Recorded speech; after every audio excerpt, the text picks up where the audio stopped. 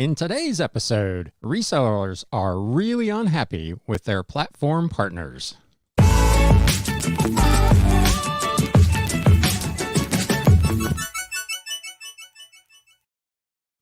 What is up, Galaxians? Welcome to another episode of the Galaxy CDs Rocks and Flips Reseller Talk podcast. If you are new here or you just don't remember my name, I'm Ryan and I will be your host. I'm a full-time reseller, very part-time YouTuber and podcaster once a week. It's about all I'm doing this right now. Working out of my home here in the greater Cincinnati area, and this channel is all about the flip life. We have got quite a bit of news in the reselling world this week, most of which seems to have made resellers heckin' mad. Lots of changes, lots of updates, lots of stuff kind of not working. Lots of policy updates at the various platforms as well. So we're going to get into all that. We'll also have actually a fairly decent what sold segment this week. Nothing major on there, but I at least did sell a few things that were over $20 this week. So I've got a few things to share with you there. So let's get it kicked off with news updates. Some reselling news. So we'll just dive right into the drama that's going on. We'll start this week over at Etsy. Most of these articles this week are actually from e-commerce bites. So again, as always, I will link to these in the show notes and the description below. But again, I would strongly recommend, I'm only doing this once a week. They're updating their website multiple times a day. So if you really want to stay on top of the news, they are definitely worth following.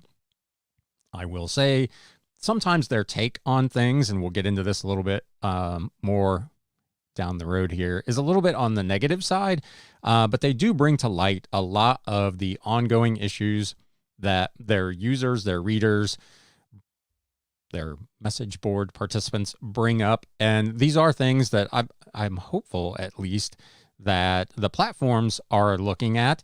Obviously, we know that eBay was looking at them because this is, again, the couple that eBay was harassing with sending boxes of crickets and stuff to. So this first thing over on Etsy, sellers say Etsy is harming them by hiding descriptions. Atrocious, stupid, confusing. That's what sellers are saying after they encountered a change in how Etsy displays their listings. Quote, I just went to an item and couldn't find the description, and I sell here. How stupid can this get? One seller wrote on the Etsy discussion boards in a thread titled Etsy Test of Hiding Descriptions Already Confusing Customers. One Etsy seller wrote to e-commerce bites and explained the change and how they were feeling that it was harmful to sellers, but they didn't want their name published for fear of retribution from Etsy. So this is kind of an ongoing problem where the users of these sites obviously feel compelled to maintain some level of anonymity because they're afraid that the sites are going to come back on them, which is not a good situation. They went on to say, like many of the sellers posting about the issue on and off Etsy, they said the link Etsy placed in sellers' listings, quote unquote, read full description, is not prominent enough for shoppers to see. There's also a thread over on Reddit about the same thing. It says, at first they moved the item's description from below the item to the sidebar under a drop-down, which is already worrying because it felt like Etsy was trying to hide the description completely. But they've gone a step further and now hide it behind a button, which makes it a pop-up instead of an on-site feature. Sellers, please be aware that this is happening, and buyers, please look for that button. The English text for it is read full description.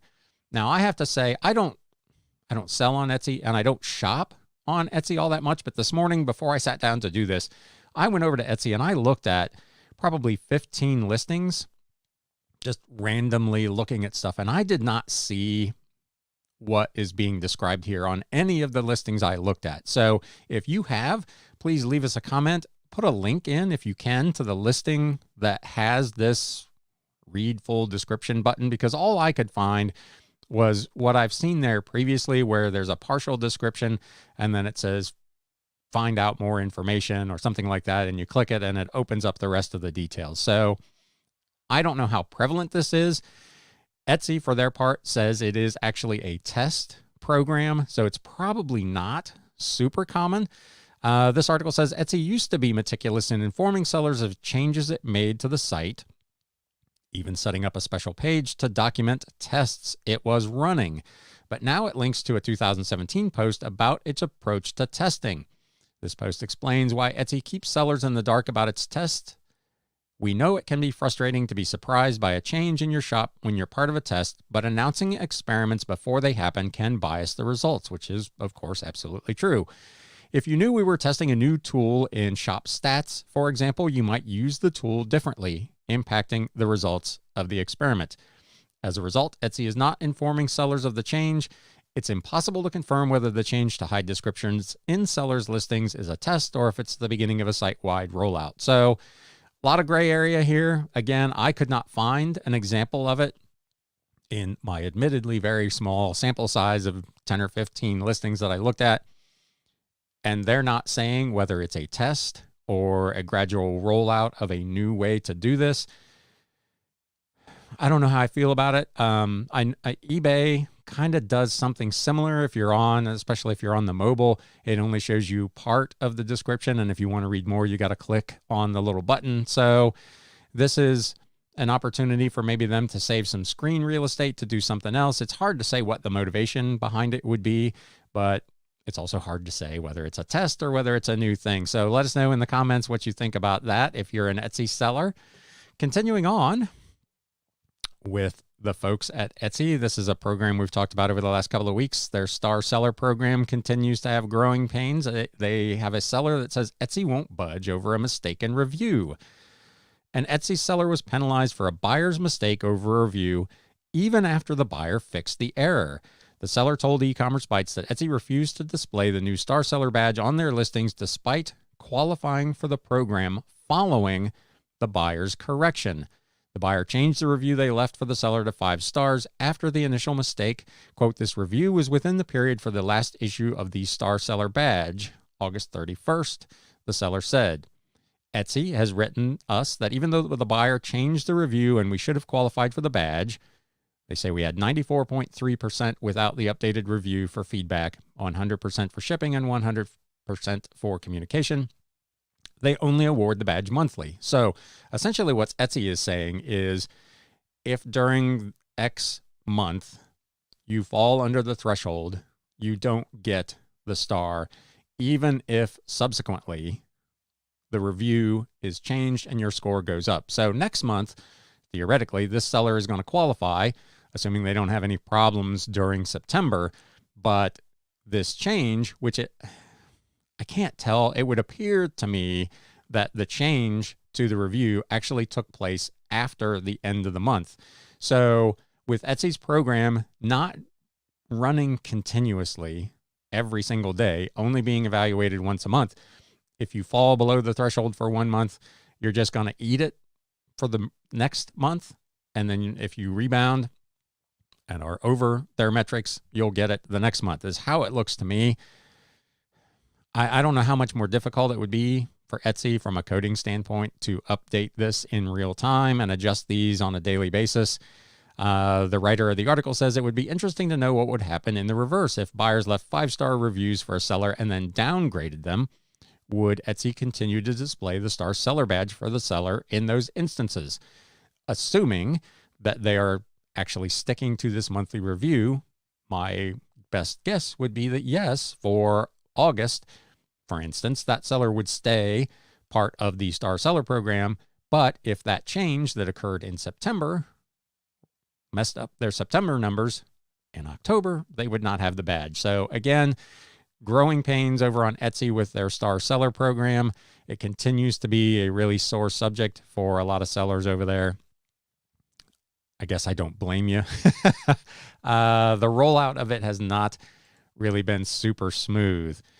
For some better news from Etsy, they have added some messaging features ahead of the holiday shopping season. Etsy has added 3 features to Messages, its buyer-seller messaging system, stating that the features will save sellers time and help them resolve customer questions more quickly.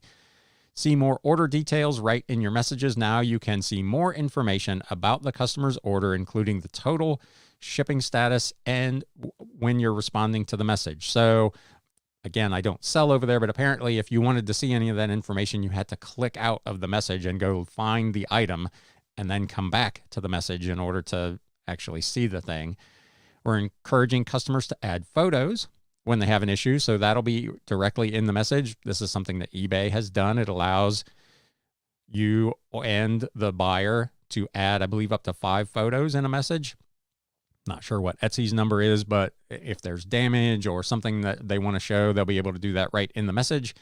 And you can issue a refund without leaving messages. When a buyer reaches out for help with their order, we'll provide an issue refund button in the message to make it easier to address the customer's concerns all in one place. This, of course, all ties back into the Star Seller program, where they're requiring response to a buyer's message within 24 hours to qualify, and to just make kind of the whole customer service piece of things easier. I know most resellers are totally opposed to providing refunds really under any circumstances, but having that in the message section is probably a good thing for Etsy. So good on them for that. Last thing here with Etsy, they are already reminding sellers of holiday shipping cutoffs. Christmas is 3 months away, the article says, but Etsy is already reminding sellers about shipping cutoff dates. Quote, "We know the holiday season can be stressful enough without worrying about shipping deadlines and extra fees. That's why we've put together this handy guide with information that will help you ship successfully so you can worry less about shipping and focus on delighting your customers." Etsy also offered some advice to sellers. Add your holiday cutoff dates to your shop announcement and listing descriptions. This way shoppers will know what your deadlines are. You can use the bulk edit tool to add a brief message to all of your listings at once. That's actually pretty handy advice. The problem, of course, comes in the next part of this article, but cutoff dates from shipping carriers, are they realistic? In December, the article says 2021. I know they mean 2020. There was a delivery meltdown that led to many packages shipped prior to cutoff dates arriving after the holiday. Sellers should keep that in mind and use official cutoff dates with caution. I'm not sure. I don't update my listings with this kind of information. If a customer asks in a message, I, of course, will respond to that message and let them know kind of what I think's going on. But given what happened last year, I would probably not promise arrival in time for the holidays. Anything that is ordered probably 2 weeks before Christmas. I don't know. You can let us know in the comments how you're going to handle that. My experience last year was that a lot of items, some items that were ordered actually during Black Friday weekend at the end of November that went out media mail, still did not arrive until after Christmas. So the delays were horrendous, particularly for the lower tier kind of USPS ground shipping.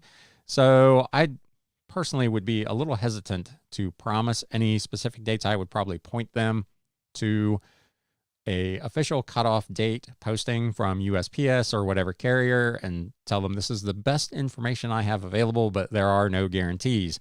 I don't know if you've talked to anyone at your local post office. They're at least at mine, they've been very upfront and said, hey, you know what, a priority mail, this is typically a 2 to 3 day, but sometimes they're taking 4 to 5 days. So just be aware of that as we head into the holiday shipping season. Once we get into December, my best guess is that all bets will be off in terms of actually hitting delivery dates. Etsy told sellers, we'll share information from the shipping carriers available for purchase on Etsy and update it as new information is released. So bookmark this article and keep coming back to it through December. There is a link in this article to the Etsy Seller Handbook where you can see kind of what their projections are for shipping dates.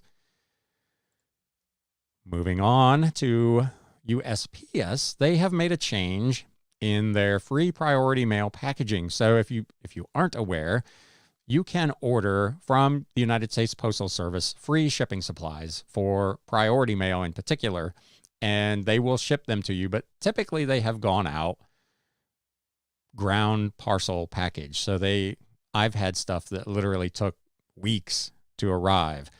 This article says, don't wait until you run low on USPS priority mail packaging. You'll now be able to replenish your supplies faster, but it will cost you. A new shipping service will allow customers to have their expedited packaging supplies delivered to them within 2 to 3 business days. Again, we'll see how that works out. For a shipping fee of $12.65 per priority mail container. They did not say, and this article does not know how large that container is. So I don't know, if you order 1,000 items, are you going to be able to pay one fee? And will they all come together in one shipment? So that remains an open question. So if you're registered at USPS.com and ordering supplies, you will have now 2 options: the priority mail, which will arrive within 2 to 3 business days for $12.65, or the standard parcel select, which is free, and they say will arrive within 5 to 7 business days. I have never had a free bunch of USPS supplies arrive in 5 to 7 days. I don't know what your experience has been, but my experience has been it is always 10 days, 2 weeks, or longer to get that stuff. So, hey, it's free. I'm not going to complain too much, but 5 to 7 days is hopelessly optimistic. Speaking of shipping again, eBay has again announced seller protections for shipping delays, this time due to Tropical Storm Nicholas, which is affecting the southeast U.S. Again, those poor folks are really getting blasted this season due to severe weather conditions from Tropical Storm Nicholas. Parts of the U.S. southeast region may be experiencing shipping delays. Given the extreme weather, may delay pickup or delivery of your shipments. We are closely monitoring the situation and providing you with additional support and protections during this challenging time. So much like with Ida, they are allowing shipments to be late. They're protecting you against bad feedback and items not received cases. So be sure you check that link. It popped up this morning in the eBay Seller Hub feed. eBay. This is an interesting one. I don't know really anything about this guy or what he did, but the wording of this certainly catches your attention. eBay has lost a top executive in charge of international. On September 7th of this year, Jae-Hyun Lee, Senior Vice President International of eBay Inc., agreed to step down from his role effective immediately. That sounds like he was asked to step down, not that he voluntarily left the company for something else. So I couldn't find any more information out about this. This was actually part of a filing at the SEC that they did. There's a link in this article to that filing, but it doesn't give any indication why he stepped down, if he was asked to step down, but the wording of that would lead one to believe that he was asked for some reason to step down. He will continue in a supporting function to aid the transition until the end of the month. Lee joined eBay in 2002, it said, and pioneered online cross-border exports from China-based sellers to eBay's global consumer base, according to his bio on eBay. This has evolved into a significant channel for entrepreneurs and businesses across Asia. This guy was very well compensated for what he did. In 2020, he received $6.7 million in total compensation, which was down from $8.5 million in 2019. According to eBay's proxy statement to the SEC, Lee was eligible for a $2.5 million payout for voluntary termination, $22.4 million for a involuntary termination outside of a change of control, and nearly $30 million for involuntary termination in connection with a change in control. My best guess from reading this is that it's door number one that he's going through, the $2.5 million for a voluntary termination, because the way that's worded would indicate that he was asked to step down. Again, like I said, I have not found any more information out about that. It probably doesn't directly impact us, but it's more palace intrigue over at eBay. So now let's talk a little bit about what's ticking off eBay sellers. So last week, probably within 20 minutes of me finishing the episode, eBay published their fall seller update. These seller updates are always, They're always fun times.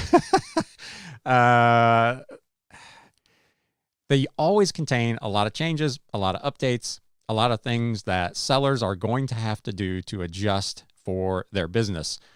This is no exception. We had this same thing last year we talked about, and the timing of this, eBay's cadence is essentially a spring seller update and a fall seller update. For my money, and I know nobody at eBay is watching this or cares what I have to say about it, they should change that cadence to winter and summer so that they miss fourth quarter, so that we're doing this stuff in Q1 and Q3, not in Q4, because some of the stuff that we have to do, and again, we're playing in their sandbox, so that we can complain and moan all we want, but these are things that if we want to continue to play in their sandbox, we've got to play by their rules. But when they make these changes, going into what is the busiest 6 or 8 weeks of the year, they make lives for their sellers very, very difficult. So that being said, the problem with this particular update, as this article, which we'll get into here in a minute,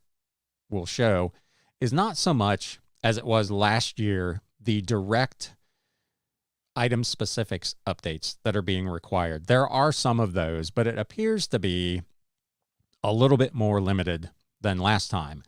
The problem this go round is that eBay is making, again, another huge adjustment to categories where certain items fall in.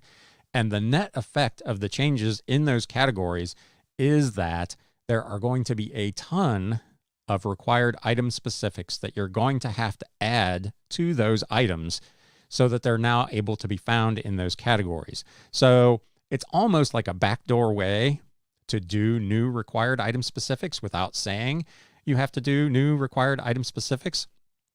It doesn't indicate in any way that your listing will not be visible, but it's going to be much harder to find if these things are not added back into those listings. And that has resellers really fired up. So this article, again, over on E-commerce Bytes, eBay released their fall seller update last week. At first blush, it seemed it wouldn't be too disruptive, but as always, the devil is in the details. Don Hayden, the auction professor on YouTube, pointed to a major disruption in certain areas of collectibles on his channel over on YouTube, using postcards as one example. eBay is eliminating almost all subcategories in postcards and will be requiring sellers to add item specifics if they want shoppers to be able to find their listings.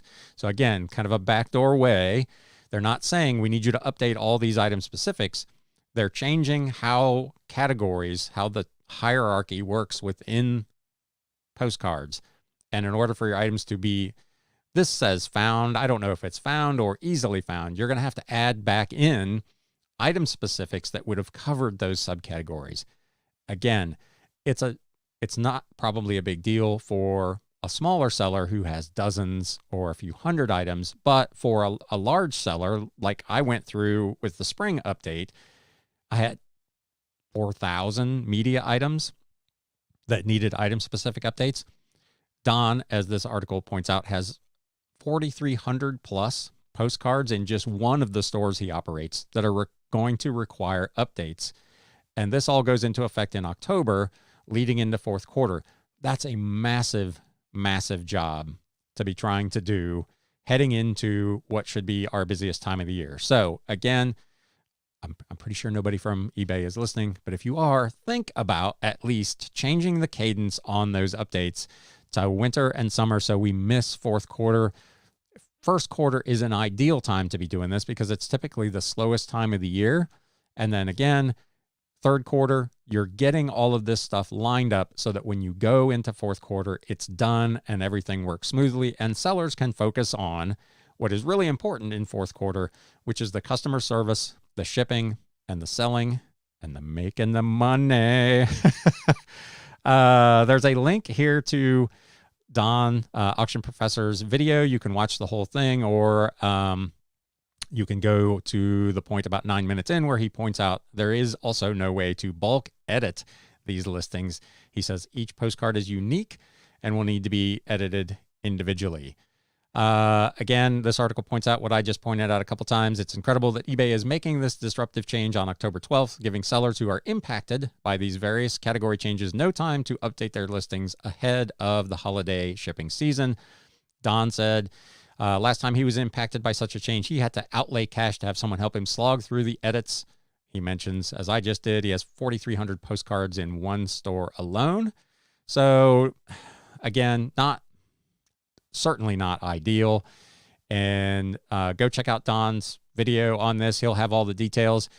If you've not watched The Auction Professor before, he has a tremendous amount of knowledge. He is a really, really great resource. He can occasionally get into a little bit of, let's say, the sky is falling when eBay makes these changes. And usually a couple weeks later, once he's kind of dove into things, he calms down a little bit. So you can see from the look on his face here, he's pretty stressed at the moment. Continuing on, as far as eBay's new cost per click ads, which was announced again in the fall seller update, they did make one change to what they're going to call them. We may have talked about it last week. So trying again to differentiate the normal kind of promoted listing standard, which is the free one, from the promoted listings advanced, which is this cost per click model. But a comment was posted that a seller has us wondering if the new ad format is already doomed. The seller said, quote, "I shall click the living hell out of my competitors every day." When you're paying per click, this is something that has happened. They actually, I think, link to the Wikipedia entry for click fraud. When people pay to get that top spot on Google, there are a lot of people who just go in and just relentlessly click that ad so that that advertiser is being charged for those clicks, even though they have no intention of making a purchase. And that's what this seller says he's going to do to his competitors. That, to me, is probably a bridge too far. Why bother?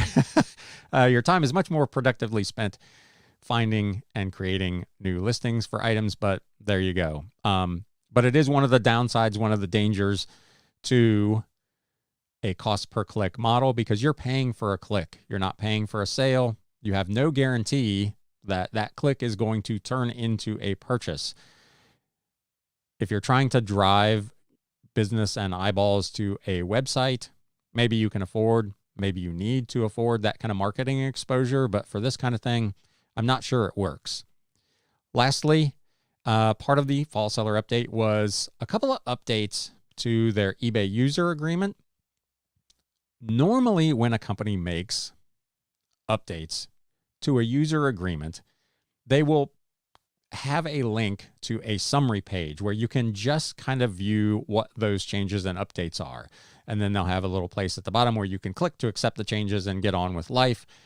By default, if you continue to use the site after a said certain date where these things go into effect, you have acknowledged that you've accepted those terms anyway. In this particular case, at least as of this moment, eBay has not provided anything like that. They have provided a link.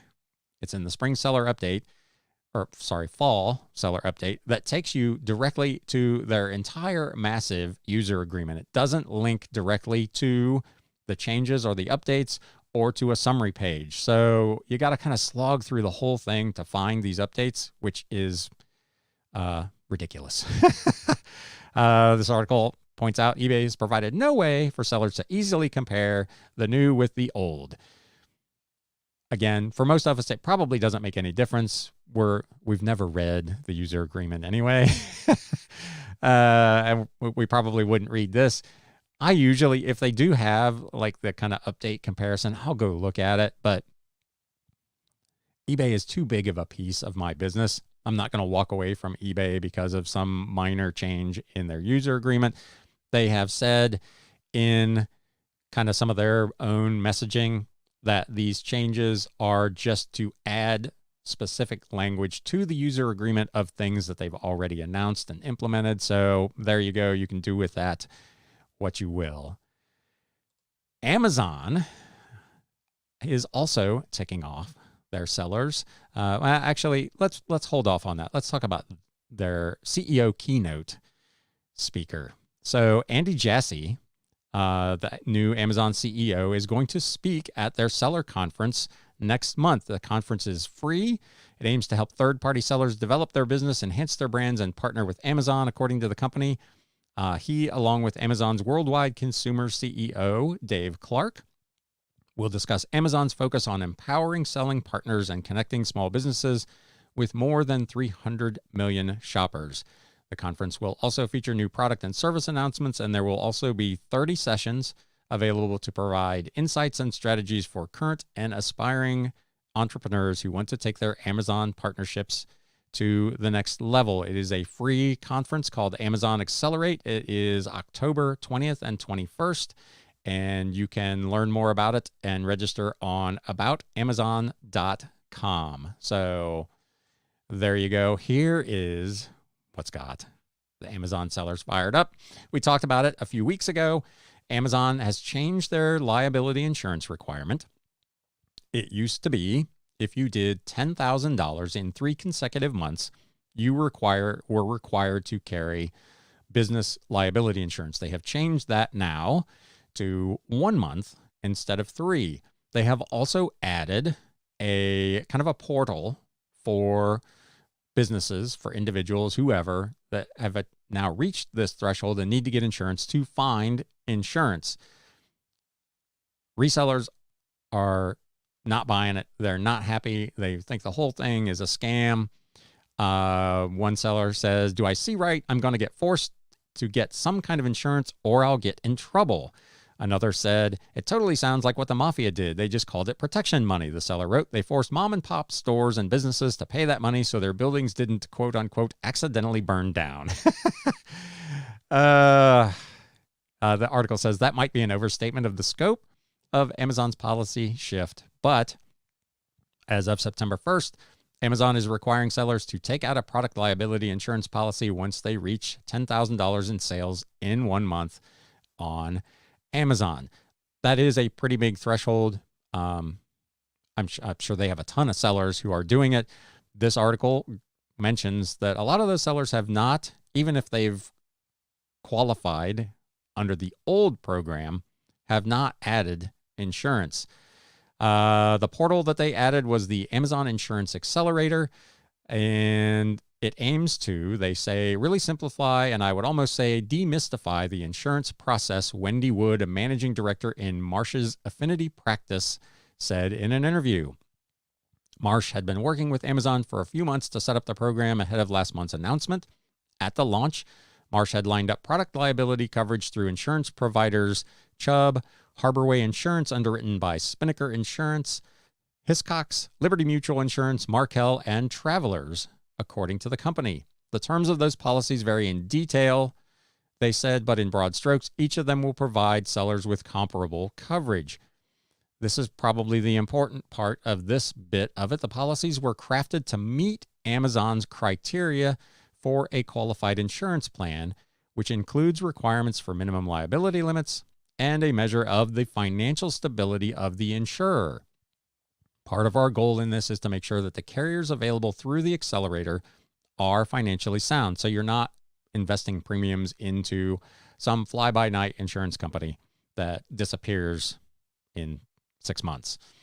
The carriers needed to have a minimum financial rating. Amazon is permitting sellers to obtain insurance through a provider outside of the accelerator. So you can do that. You can go get your own insurance. But Wood acknowledges that in practice, it might be a challenge. She says it would, but that seems like a stretch. Be a challenge for the typical seller to ensure that the policy meets all of Amazon's criteria and to secure a competitive rate. It's super important that if they don't go through the accelerator, she said, they do their due diligence. The rates are a central part of the pitch for the accelerator. The policies, of course, do all vary, but the vast majority of sellers Wood has seen obtain insurance through the program are paying premiums of less than $1,000 a year, commonly in the neighborhood of $500 to $750, she said. So this insurance is not super cheap, but again, in order to continue to sell on Amazon, if you meet that threshold, you do need to have this business insurance. The article points out, of course, some sellers are grumbling that Amazon is imposing the insurance mandate at all, though many were either unaware that the requirement had already been in place for sellers above that $10,000 in 3 months threshold, or had simply opted not to purchase insurance, or had taken out a low quality plan with limited coverage that probably did not meet Amazon's thresholds. What we're finding out, she said, is that many of the sellers had not purchased insurance previously. They may not have had a full understanding of what their risk was as a small business owner. Sellers who opt not to purchase insurance but meet the $10,000 sales mark might find their days on the platform numbered. Wood directed questions about enforcement to Amazon, but suggested that the company is serious about policing its marketplace to ensure higher volume sellers are adequately insured.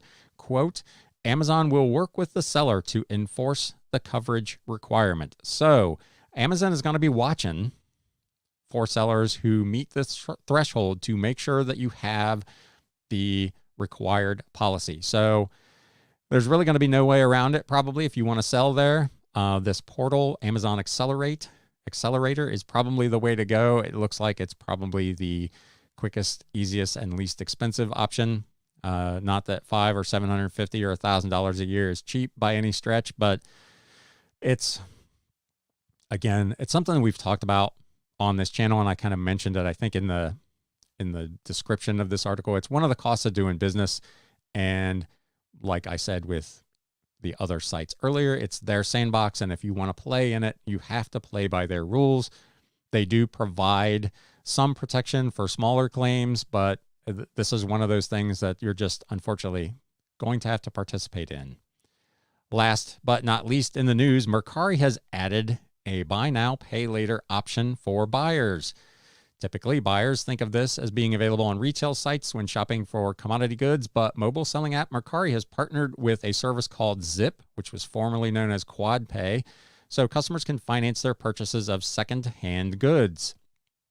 And this is appearing, I saw this start popping up last week on stuff that's actually pretty cheap, like $20 and $25 items. You have the option to make $4 or $5 payment. It's crazy to me that they're offering it on stuff that cheap, but Mercari shoppers will now have access to Zip's transparent and straightforward 4-payment installment option, providing the freedom and flexibility to stretch their funds further.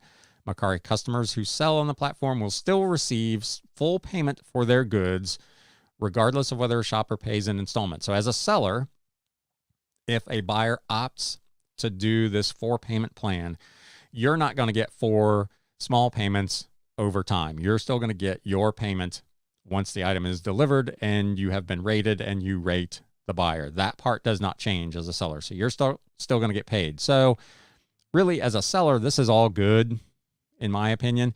They did post some interesting stats, which frankly surprised me a little bit. In July, the average transaction cost per order was over $260 on Mercari Authenticate.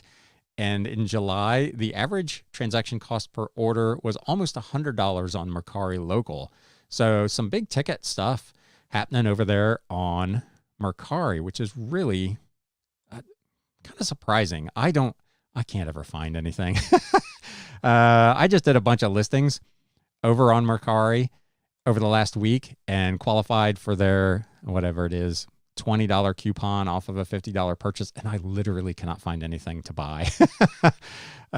So maybe it's just me, but and even my sales there are, 10% of what I do on eBay, but it's free money.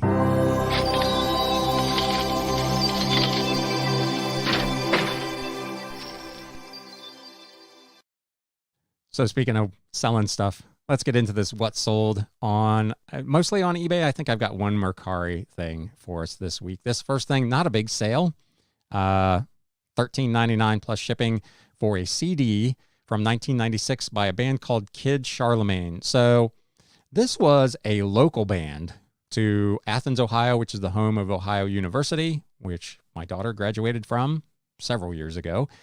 And a lot of times, I've got boxes of local band CDs out in my garage that are essentially worthless, but I still will list one because you may run in, I've talked about this before, you may run into a situation where you have a fan of that band from their college days who randomly thinks of it and goes on eBay to look for it.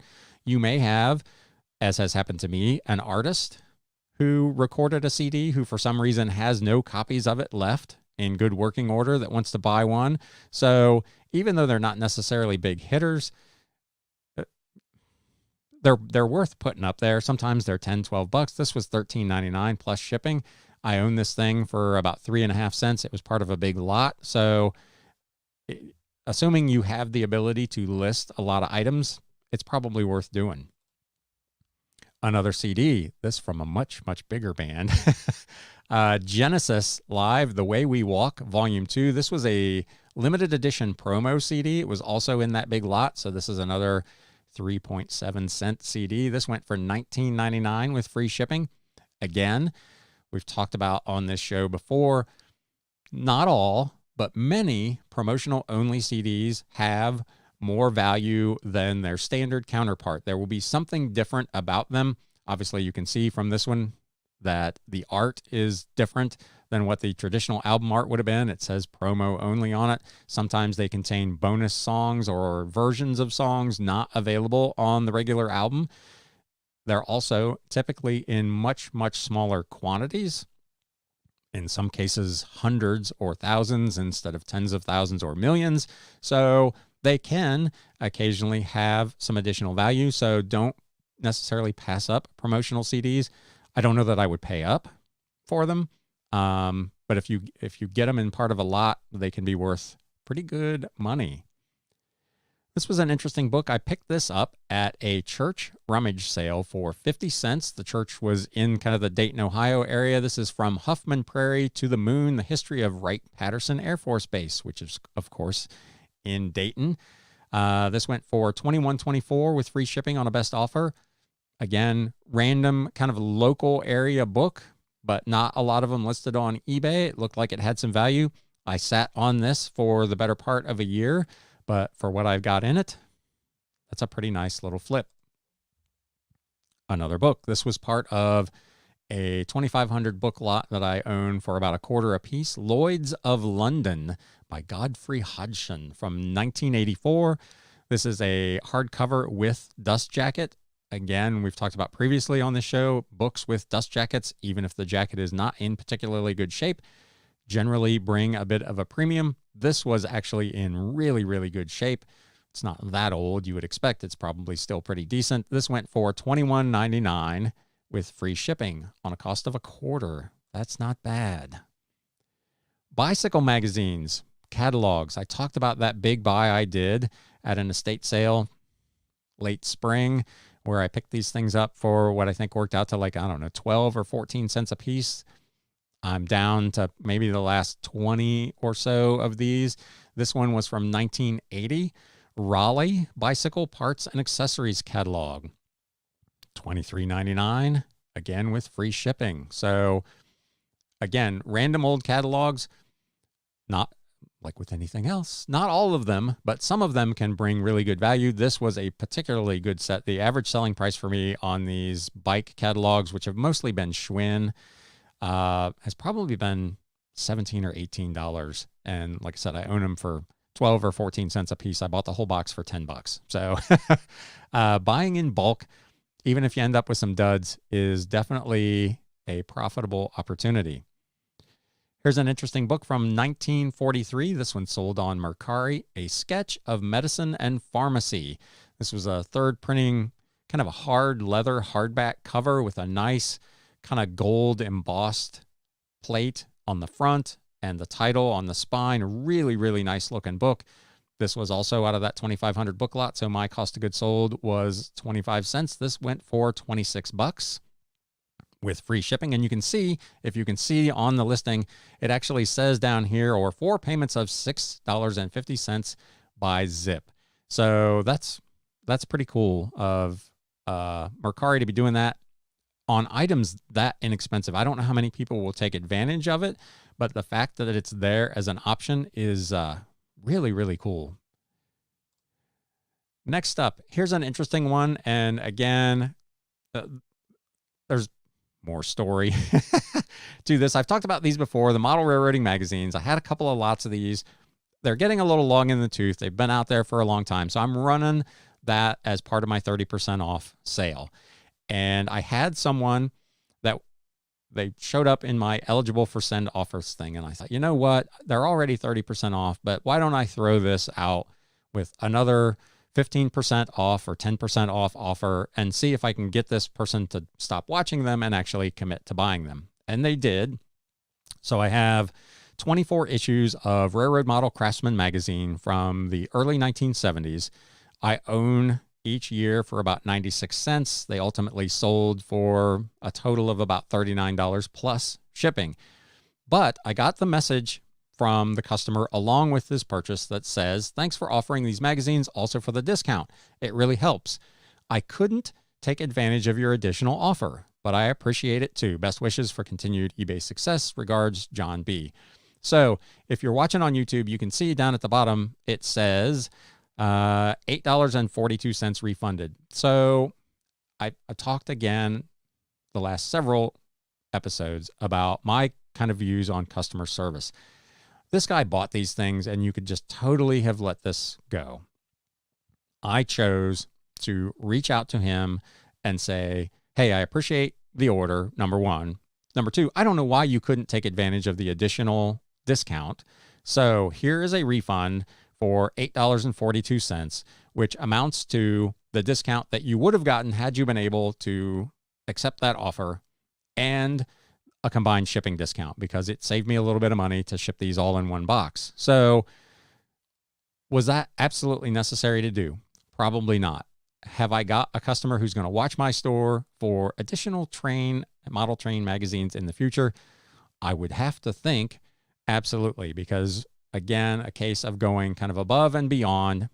I made plenty of money. I own these things, like I said, for 96 cents a year. The $8 refund, I had offered it in good faith. He tried to accept it in good faith. And for some reason, eBay didn't work and he couldn't take advantage of it.